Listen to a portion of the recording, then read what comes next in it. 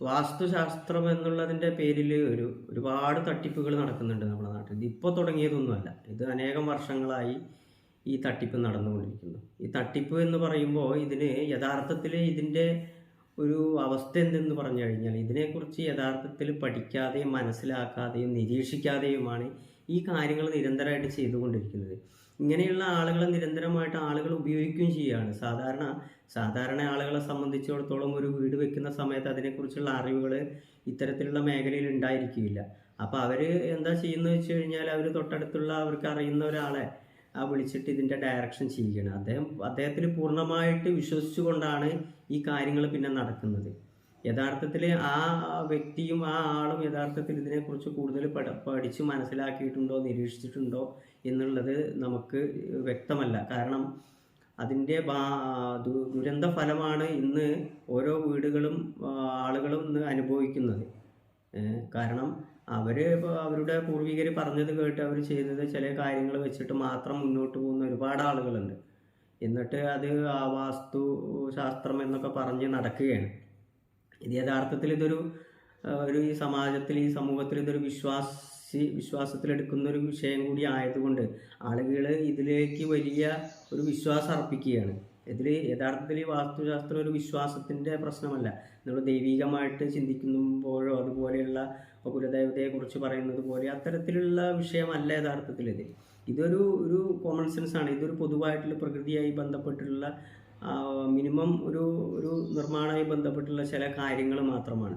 കാരണം നമ്മുടെ ശരീരത്തിൽ നമ്മളൊന്ന് ചിന്തിക്കുക, നമ്മളെ മൂക്ക് നമ്മളതിൻ്റെ ശരിയായ സ്ഥലത്ത് വന്നത് കൊണ്ടല്ലേ നമുക്ക് യഥാർത്ഥത്തിൽ ശരിയായിട്ട് ശ്വാസം എടുക്കാനും ശ്വാസം പുറത്തേക്ക് വിടാനും.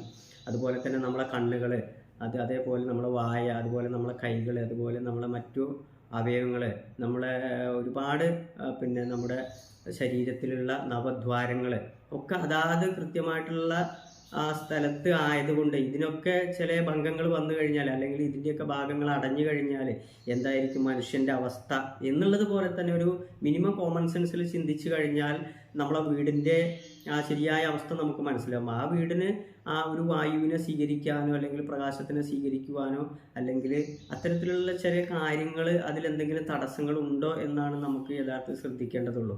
അല്ലാതെ മറ്റു വലിയ ആവശ്യമില്ലാത്ത ആളുകളെ പേടിപ്പിക്കുന്ന തരത്തിലുള്ള ചില വിശ്വാസ മേഖലകളിലേക്ക് അതിനെ കൊണ്ടുപോയി വളച്ചൊടിച്ച് അങ്ങനെ ജനങ്ങളെ ഭയപ്പെടുത്തി കാര്യങ്ങൾ നേടുന്ന, പൈസ ഉണ്ടാക്കുന്ന, പണം നേടുന്ന അല്ലെങ്കിൽ മാന്യത നേടുന്ന ഒരുപാട് ആളുകൾ നമ്മുടെ സമൂഹത്തിലുണ്ട്.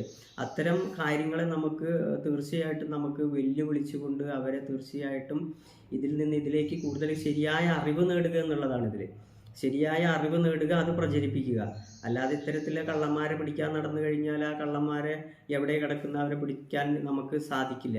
പക്ഷെ ശരിയായ അറിവ് നമുക്കിതിൽ കൊടുക്കാൻ സാധിക്കും. ശരിയായ അറിവ് പ്രതിഫലിച്ചു കഴിഞ്ഞാൽ, ഞാൻ പറഞ്ഞില്ലേ, ഒരുപാട് നക്ഷത്രങ്ങൾ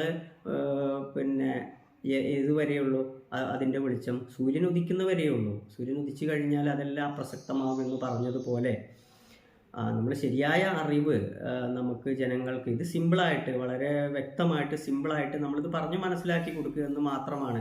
ഞാനും ആ ഒരു കാര്യം തന്നെയാണ് ചെയ്യുന്നത്. ഇത് ശരിയായ രീതിയിൽ കുറച്ച് കാര്യങ്ങളേ ഉള്ളത്, അതൊരു ബേസിക് ആയിട്ടുള്ള കാര്യങ്ങൾ മാത്രമേ ഉള്ളൂ. ആ ബേസിക് ആയിട്ടുള്ള കാര്യങ്ങൾ മാത്രം, വാസ്തുപരമായിട്ടുള്ള കാര്യങ്ങൾ മാത്രം നമുക്കൊന്ന് അറിവ് കൊടുക്കുക എന്നുള്ളതാണ് നമ്മുടെ ലക്ഷ്യം.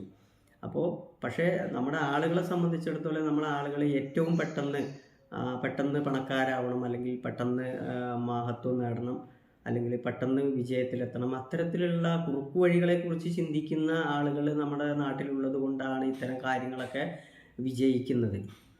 അപ്പോൾ അവരെ അതിൽ നിന്ന് തിരിച്ചു കൊണ്ടുവരണമെങ്കിൽ ശരിയായ രീതിയിലുള്ള അറിവുകൾ നമുക്ക് സമൂഹത്തിൽ പ്രചരിപ്പിക്കണം. അതുകൊണ്ട് വാസ്തുശാസ്ത്രമായാലും ജ്യോതിശാസ്ത്രമായാലും യോഗശാസ്ത്രമായാലും പലതരത്തിലുള്ള ഇന്ന് അതിനെ വളരെയധികം രീതിയിൽ വളച്ചൊടിച്ചുകൊണ്ട് അത് എന്തോ ഒരു വലിയ സംഭവമാക്കിക്കൊണ്ടാണ് കൊണ്ടു നടക്കുന്നത്. യഥാർത്ഥത്തിൽ അതൊന്നുമില്ല. ഇപ്പോൾ യോഗശാസ്ത്രത്തെക്കുറിച്ച് തന്നെ പറയട്ടെ. യോഗശാസ്ത്രം എന്താണ്, എല്ലാവർക്കും ചെയ്യാൻ പറ്റുന്നതാണ്. പക്ഷെ ചില യോഗ ക്ലാസ്സുകളും ചില കാര്യങ്ങളൊക്കെ കണ്ടു കഴിഞ്ഞാൽ അത് എല്ലാവർക്കും ചെയ്യാൻ പറ്റുന്ന രീതിയിലല്ല അവർ കാണിക്കുന്നത്. അത്രയൊന്നും ഇല്ല. യഥാർത്ഥത്തിൽ യോഗശാസ്ത്രം അത്രയൊന്നും ഇല്ല. അത് വളരെ സിമ്പിളായിട്ട് ലളിതമായിട്ടുള്ള കാര്യപദ്ധതി മാത്രമേ ഉള്ളൂ. അത് എല്ലാവർക്കും ചെയ്യാൻ പറ്റുന്നതാണ്. ഏതൊരാൾക്കും ചെയ്യാൻ പറ്റുന്നതാണ്. രോഗിക്കും ചെയ്യാം, പ്രായമുള്ളവർക്കും ചെയ്യാം, ഗർഭിണിക്കും ചെയ്യാം, കുട്ടികൾക്കും ചെയ്യാം, എല്ലാവർക്കും ചെയ്യാൻ പറ്റുന്നതാണ്. പക്ഷെ നമ്മളതിനെ പ്രചരിപ്പിച്ചത് എങ്ങനെയാണ്? അത് നമ്മൾ കൈ വളച്ച് കാല് വളച്ച് തലകുത്തി ആകെ നമുക്കൊരു ഭയപ്പെടുത്തുന്ന രീതിയിലേക്കും ഈ യോഗേനെ മാറ്റിയിട്ടുണ്ട്. അതേപോലെ തന്നെ വലിയ ഭയപ്പെടുത്തലിലേക്ക് നമ്മളെ ഈ ഒരു വാസ്തുശാസ്ത്രത്തെ എന്തോ കൊണ്ടെത്തിച്ചിട്ടുണ്ട്. അത് ഇത്തരത്തിലുള്ള അറിവില്ലാത്ത ആളുകൾ, അതിനെക്കുറിച്ച് പരിജ്ഞാനമില്ലാത്ത ആളുകൾ, അനുഭവമില്ലാത്ത ആളുകൾ ചെയ്തുകൊണ്ടതാണ്. യഥാർത്ഥത്തിൽ ഈ ഒരു മേഖലയിൽ, വാസ്തു മേഖലയിൽ യഥാർത്ഥത്തിൽ ശാസ്ത്രത്തിലപ്പുറം അനുഭവത്തിനാണ് ഇതിൽ പ്രാധാന്യം. അതായത് എൻ്റെയൊക്കെ ജീവിതത്തിൽ ഒരു 10-20 വർഷത്തോളം, അതിൻ്റെ മുകളിൽ വർഷത്തോളം നമ്മൾ അനവധി വീടുകൾ നിരീക്ഷിച്ചതിൻ്റെ ഒരു അറിവാണ്. അതിനുശേഷമാണ് ഇന്ന് നമ്മൾ വാസ്തു പഠനം അത്തരത്തിലുള്ള കാര്യങ്ങളിലേക്ക് ചെന്ന് കഴിയുന്നത്. യഥാർത്ഥത്തിൽ അനുഭവത്തിനാണ് പ്രാധാന്യം. ഓരോ വീടും വ്യത്യസ്തമാണ്. അപ്പോൾ അതുകൊണ്ട് ആ ഓരോ വീടിലും ആ വീടിൻ്റെ നിർമ്മിതി എങ്ങനെയാണെന്നും ആ നിർമ്മിതിയിൽ അവർക്ക് എത്തരത്തിലുള്ള അനുഭവങ്ങളാണ് എന്നുള്ളത് നമ്മൾ ആ ഒരു പഠന വിഷയമാക്കണം. അപ്പം നമ്മുടെ നിരീക്ഷണമാണ് ഇതിൽ വളരെയധികം പ്രധാനം. നിരീക്ഷണം, അതുപോലെ തന്നെ നമ്മൾ യുക്തിക്ക് നിരക്കുന്നതായിരിക്കണം, നിരീക്ഷണമായിരിക്കണം. അതുപോലെ തന്നെ നമ്മളെ ഈ ഒരു ചുറ്റുപാട് പ്രകൃതിക്ക് അനുഗുണമായിരിക്കണം.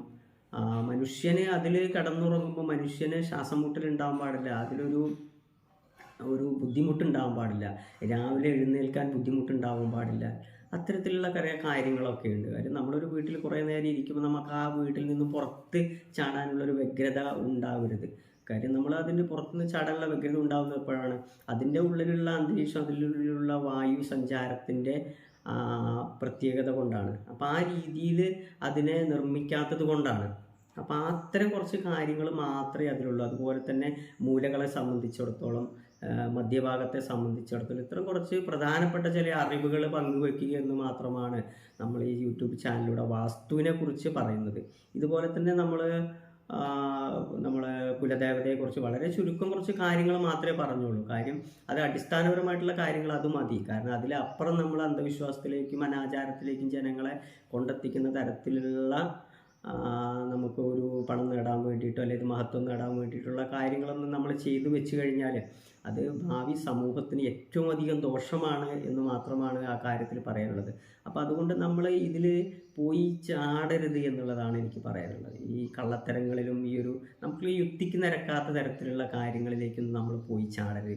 യുക്തിക്ക് നിരക്കുക എന്ന് പറഞ്ഞാൽ എല്ലാം കണ്ടതുകൊണ്ട് യുക്തിയാവില്ല. അപ്പോൾ വായുവിനെ നമുക്ക് കാണാൻ സാധിക്കുന്നില്ല, പക്ഷെ നമുക്ക് വായു ഇല്ല എന്ന് പറയാൻ പറ്റില്ലല്ലോ. അപ്പോൾ എന്ന് പറഞ്ഞതുപോലെ പക്ഷെ നമുക്ക് അനുഭവവേദ്യവുമാവണം. നമുക്ക് യുക്തിക്ക് മനസ്സിൽ വിചാരവും വേണം, അനുഭവവേദ്യവുമാണ്. ജീവിതത്തിൽ നമുക്ക് എന്താണ് അനുഭവം എന്നുള്ളത്.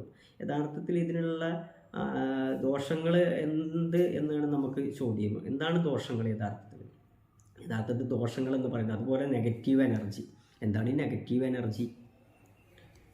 അങ്ങനെ ഒരു സംഭവമൊന്നുമില്ല. ഇതാണ് ആരുണ്ടാക്കിയ നെഗറ്റീവ് എനർജി? അങ്ങനെ നെഗറ്റീവ് എനർജി നമ്മളൊരു വീട്ടിൽ ഒരുപാട് നെഗറ്റീവ് എനർജി, ഒരു കർപ്പൂരം കത്തിച്ച് കഴിഞ്ഞാൽ ആ വീട്ടിലത്തെ നെഗറ്റീവ് എനർജി പോകുമെന്നുള്ള പ്രചരണങ്ങൾ കുറേ പലതരത്തിലുള്ള ചില കാര്യങ്ങൾ, അല്ലെങ്കിൽ ഒരു ചെടി വെച്ച് പിടിപ്പിച്ച് അല്ലെങ്കിൽ എന്തെങ്കിലും ഒരു വസ്തു അവിടെ കൊണ്ടുവച്ച് കഴിഞ്ഞാൽ ആ വീട്ടിലത്തെ പ്രശ്നങ്ങൾ മാറുമെന്നൊന്നും നമ്മൾ വിശ്വസിക്കേണ്ട. നമ്മൾ അതിൽ ജീവിക്കുന്ന ആളുകൾ അധ്വാനിക്കാൻ തയ്യാറാവണം. നമുക്ക് ആ വീട്ടിൽ ജീവിക്കുമ്പോൾ നമുക്ക് ആരോഗ്യമുണ്ട്, നമുക്ക് ഊർജ്ജസ്വലതയുണ്ടോ, അത്തരം കാര്യത്തിനാണ് പ്രാധാന്യം കൊടുക്കേണ്ടത്. അല്ലാതെ ഏതെങ്കിലും ഒരു ചെറിയ കാര്യം, ചെറിയൊരു ട്രിക്ക് ചെയ്തുകൊണ്ട് നമുക്ക് ജീവിതത്തിൽ എല്ലാം നേടാമെന്നുള്ള ഈ ഒരു പൊട്ടത്തരത്തിലേക്ക് മനുഷ്യനെ കൊണ്ടെത്തിക്കുകയാണ്. അതിലേക്ക് വീഴാൻ കുറേ ആളുകളുമുണ്ട്. എന്തിനാണ് നമ്മൾ ആരെ ഇത് പറയുന്നത് യഥാർത്ഥത്തിൽ?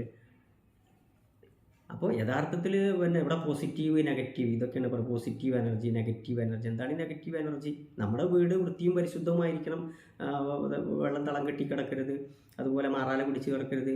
അവിടെ പിന്നെ എന്താ ഉണ്ടാവുക? അതായത് ശരിക്കും ആ വീട്ടിൽ നിന്ന് നമ്മൾ മാറിയാൽ തന്നെ ആ വീട് വൃത്തിയാവും എന്നാണ് പറയുക. യഥാർത്ഥത്തിൽ അവിടെ ജീവിക്കുന്ന ആളുകൾക്കാണ് പ്രശ്നം. ആളുകളെയാണ് ശരിയാക്കേണ്ടത്. നമ്മൾ ശരിയായ എല്ലാം ശരിയാവും, വീടും ശരിയാകും. നമ്മൾ വീടിന് ദോഷം കാണാൻ നിന്നാൽ എന്നും ദോഷം തന്നെയായിരിക്കും. നമ്മൾ വീടിന് നല്ലത് കണ്ടു നോക്കും.